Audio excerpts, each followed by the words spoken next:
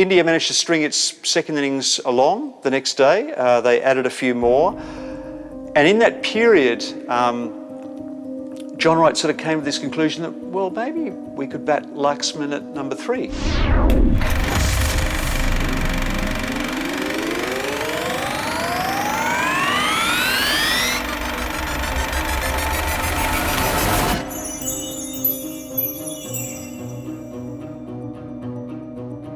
It's the second year of the new millennium, and Team Australia believes it could achieve a feat no generation since 1969-70 has.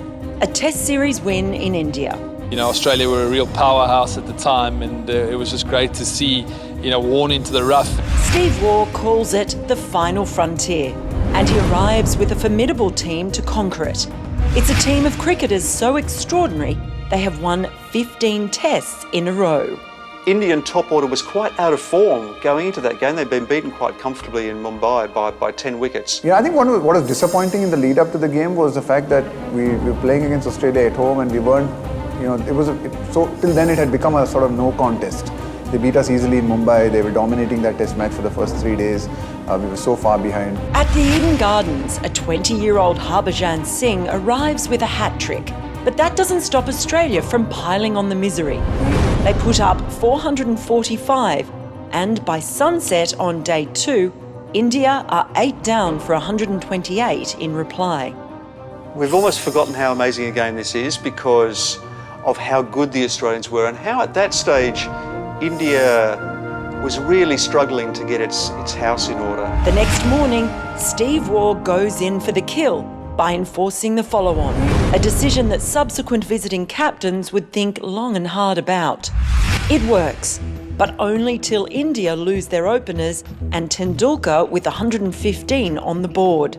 The reason everyone remembers that knock is because we went on to win the match. So I remember thinking, look, you know, I really wish I could put in a performance here and force them to think about things differently or be forced to think that they're in a contest and this is not just a walkover. The final frontier is only a batting collapse away from falling. Laxman had come into the test, I think, with a back injury and Dravid was playing with a fever, so they were doubly burdened, which is remarkable in terms of what happens later. I mean, I always thought Laxman should have been at 3 pretty well his whole career. He was an ideal number 3. Better than in that position. I'm not saying he's a better batsman, but better in that position than Rahul Dravid. VVS Laxman, who's made it clear to selectors about never opening again, has a point to make in the middle order. He makes it emphatically, with a century to his name, and walks back at stumps with Rahul Dravid, India still 20 runs behind. Day 4 of the test is an epoch, a day that not only changes the course of the series, but, many believe, changes the Indians' approach towards cricket. Nothing in the past 3 innings that I had played that told me that was going to be possible. That test series was a hell of a test series, you know, where the fortunes were fluctuating from one team to other, not at the end of the day, but each and every session. Laxman and Dravid, arguably at the peak of their careers, dig in, warding off the energies of McGrath, Gillespie, Warne and Kasparowicz.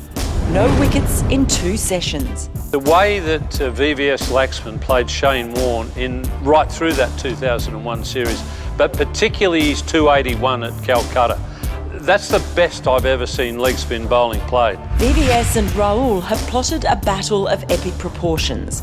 By stumps, their resolve to save the game has turned into a counter-attack to win it. I remember talking to Shane Warne after the series and I said to him, how did you think you bowled? And he said, I didn't think I bowled that badly. And I said, mate, you didn't.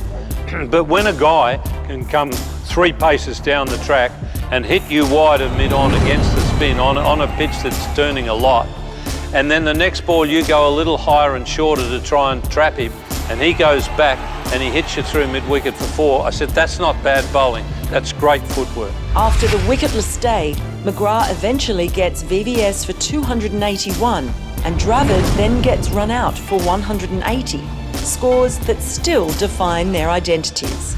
Meanwhile, Sourav Ganguly and his resurgent bowlers, defending 384, have a little more than 2 sessions to bowl the Australians out.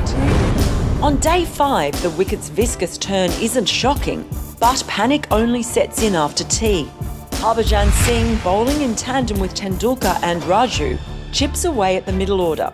Mark Waugh, Ponting and Gilchrist walk back on naught. As much as you can bat the whole day, but bowlers win you matches, and Harbhajan Singh really won us that match. With minutes to go before stumps, Harbhajan traps McGrath and a mass of more than 100,000 at Eden Gardens erupts in unison. Just the involvement of the crowd in each and every ball, I think it still sometimes makes your hair stand up. The records boast of an India victory by 171 runs.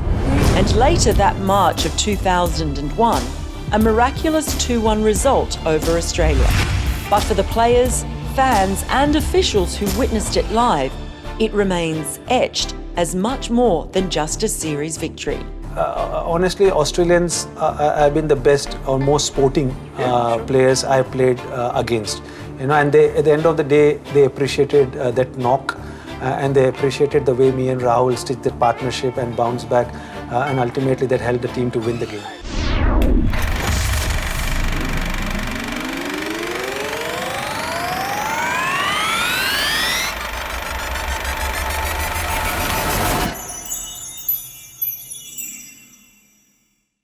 Don't forget to like, share, subscribe, and leave your comments in the comment section below. Click on the bell icon for notifications.